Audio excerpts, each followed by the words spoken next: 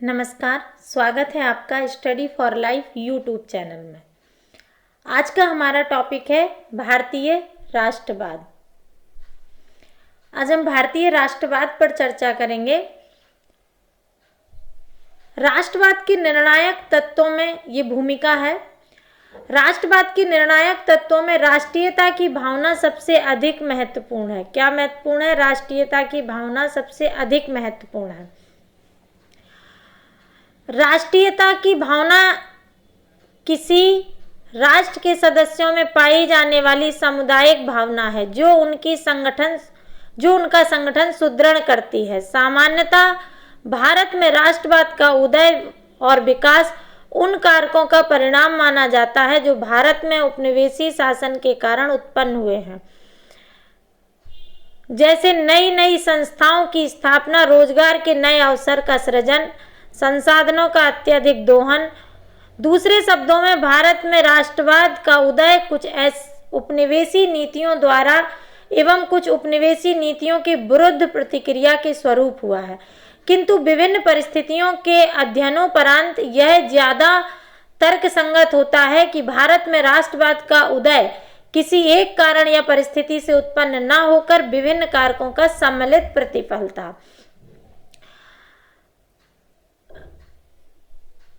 जैसे फ्रांसीसी क्रांति के फलस्वरूप विश्व स्तर पर राष्ट्रीय चेतना का उदय होता है एवं आत्मविश्वास की भावना का प्रसार होने लगता है। भारतीय पुनर्जागरण की भी भूमिका रहती है राष्ट्रवाद में।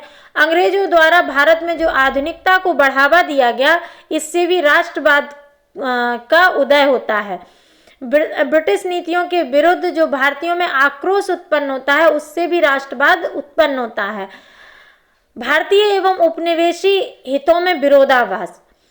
भारतवासियों ने देश के आर्थिक पिछड़ेपन को उपनिवेशी शासन का परिणाम माना। देश की राजनीतिक, प्रशासनिक, आर्थिक एकीकरण, देश का राजनीतिक, प्रशासनिक एवं आर्थिक एकीकरण हुआ। ब्रिटिश तलवार ने पूरे भारत को एक झंडे के तले लाकर एकत्र कर दिया। पहले क्या थे? अलग अलग रियासतें थीं, अलग अलग लोगों की अपने अपने राजाओं के प्रति वो आस्थाएं थीं, लेकिन जब ब्रिटिश राज आया तो सभी एक झंडे के नीचे आ गए। पक्के मार्गों का निर्माण हुआ, परिवहन के तीव्र साधनों का विकास किया गया, जिससे एक स्थान से दूसरा स्थान जुड़ गया। परंतु देश को एक सूत्र में बांधने का सबसे बड़ा साधन रेल था। 1850 के उपरांत प्रारंभ हुई आधुनिक डाक व्यवस्था ने तथा बिजली के तारों ने देश को समेकित करने में सहायता की। इससे भी राष्ट्रवाद को बढ़ावा मिलता है। दूसरा पॉइंट है पाश्चात्य चिंतन तथा शिक्षा। आधुनिक शिक्षा प्रणाली के प्रचलन से आधुनिक पाश्चात्य विचारों को अपनाने में मदद मिली, जिससे भारतीय राजनीतिक चिंतन को नई दिशा प्राप्त हुई। यूरोपीय लेखकों के अतिवादी और पाश्चात्य विचारों ने भारतीय बुद्धिजीवियों में स्वतंत्र राष्ट्रीयता तथा स्वशासन की भावनाएं जगा दी और उन्हें अंग्रेजी साम्राज्य का विरोधाभास खलने लगा। इस नव पाश्चात्य शिक्षित भारतीय वर्ग ने भारत में नए बौद्धिक मध्य वर्ग का विकास किया। कालांतर में जिसने राष्ट्रीय आंदोलन में महत्वपूर्ण भूमिका निभाई। भारत की विभिन्न राजनीतिक एवं अन्य संस्थाओं को इसी मध्य वर्ग ने नेतृत्व प्रदान किया। अगला महत्वपूर्ण योगदान था प्रेस एवं साहित्य की भूमिका। समय समय पर उपनिवेशी शासकों द्वारा भारतीय प्रेस पर विभिन्न प्रतिबंधों के बावजूद 19वीं शताब्दी के पूर्वार्ध में भारतीय समाचार पत्रों एवं साहित्य की सार्वजनिक प्रगति हुई। भारतीय प्रेस जहां एक ओर उपनिवेशी नीतियों की आलोचना करता था, वहीं दूसरी ओर देशवासियों से अपनी एकता स्थापित करने का आह्वान करता था। इन साहित्यकारों ने अपनी रचना द्वारा भारतीयों में स्वतंत्रता, समानता, एकता, भाईचारा और राष्ट्रीयता की भावनाओं को बढ़ावा दिया।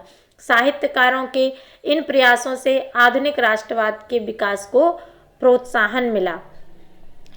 भारत के अतीत का पुनः अध्ययन।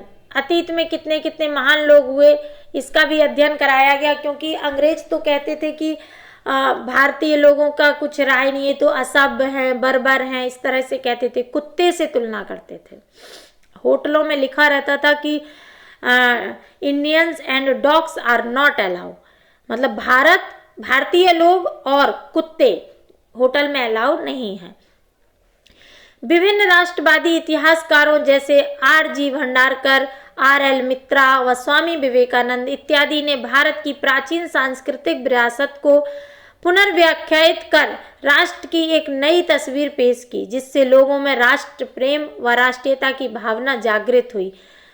अगला था सामाजिक धार्मिक आंदोलनों का विकासात्मक स्वरूप। 19वीं शताब्दी में भारत में विभिन्न सामाजिक एवं धार्मिक सुधार आंदोलन प्रारंभ हुए। इन आंदोलनों ने सामाजिक धार्मिक नवजागरण का कार्यक्रम अपनाया और देश को प्रभावित किया। आंदोलनकारियों ने व्यक्ति स्वातंत्र्य, सामाजिक एकता और राष्ट्रवाद के सिद्धांतों पर जोर दिया और इनके लिए संघर्ष किया। अगला है मध्यवर्गीय बुद्धिजीवियों का उत्थान। मध्य वर्ग भारत की नवीन आत्मा बन गया तथा इसने समस्त देश में नई शक्ति का संचार किया। इसी वर्ग ने राष्ट्रीय आंदोलन को उसके सभी चरणों में नेतृत्व प्रदान किया। समकालीन घटनाओं का विश्वव्यापी प्रभाव हुआ। दक्षिण अमेरिका में स्पेनी एवं पुर्तगाली उपनिवेश शासन की समाप्ति से अनेक नए राष्ट्रों का उदय हुआ। इसके अतिरिक्त यूनान एवं इटली की स्वतंत्रता आंदोलन एवं आयरलैंड की घटनाओं ने भारतीयों को अत्यंत प्रभावित किया कि जब ये लोग स्वतंत्र हो सकते हैं तो हम क्यों नहीं। भारतीय शासकों का जातीय अहंकार तथा प्रतिक्रियावादी नीतियां। विदेशी शासकों का जातीय अहंकार तथा प्रतिक्रियावादी नीतियां। अंग्रेज शासकों के जातीय अहंकार एवं श्रेष्ठता की भावनाओं ने भारतीयों को अत्यंत आहत किया। जातीय अहंकार का सबसे घृणित रूप था न्यायालय में असमानता। लॉर्ड लिटन की विभिन्न प्रतिक्रियावादी नीतियां जैसे ICS में प्रवेश आयु 21 से घटाकर 19 वर्ष करना, अकाल के समय भव्य दिल्ली दरबार का आयोजन, वर्नाकुलर प्रेस एक्ट तथा शस्त्र अधिनियम, इल्बर्ट बिल विवाद इत्यादि ने देशवासियों के समक्ष सरकार की वास्तविक मंशा उजागर कर दी तथा अंग्रेजों के प्रति जनमत तैयार किया। उग्र राष्ट्रवाद का कारण क्या था? अंग्रेजी राज्य की सही स्वरूप की पहचान आत्मविश्वास तथा आत्मसम्मान में वृद्धि हुई। अंग्रेजी राज्य की रूप की सही पहचान हो गई कि ये किसी का कुछ करने वाले नहीं हैं। अंतर्राष्ट्रीय घटनाओं का प्रभाव पड़ा। उदारवादियों की उपलब्धियों से असंतोष था कि उन्हें कुछ मिल नहीं पा रहा था, बार बार याचना करते थे। लॉर्ड कर्जन की प्रतिक्रियावादी नीतियां, एक प्रशिक्षित नेतृत्व का उद्भव इत्यादि के कारण जुझारू राष्ट्रवादी विचारधारा अस्तित्व में आई। जन राष्ट्रवाद का उदय।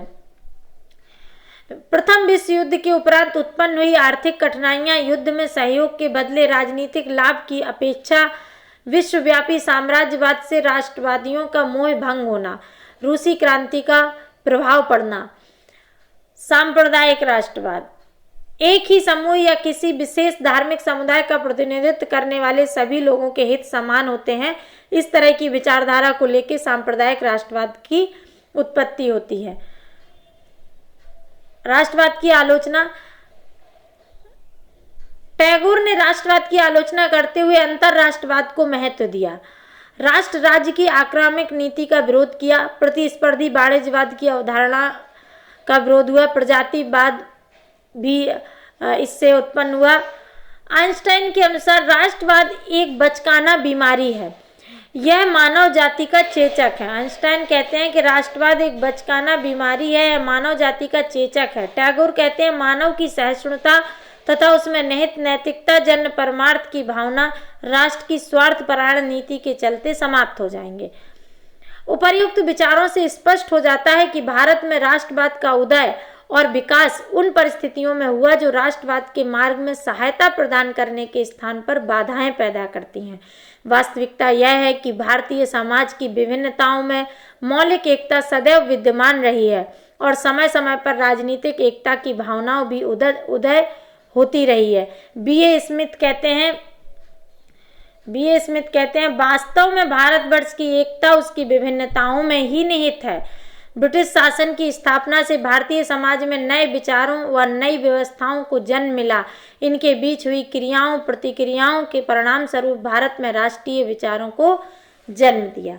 ये भारतीय राष्ट्रवाद है। आपसे प्रश्न पूछा जा सकता है, तो ये पूरा मॉडल आंसर है।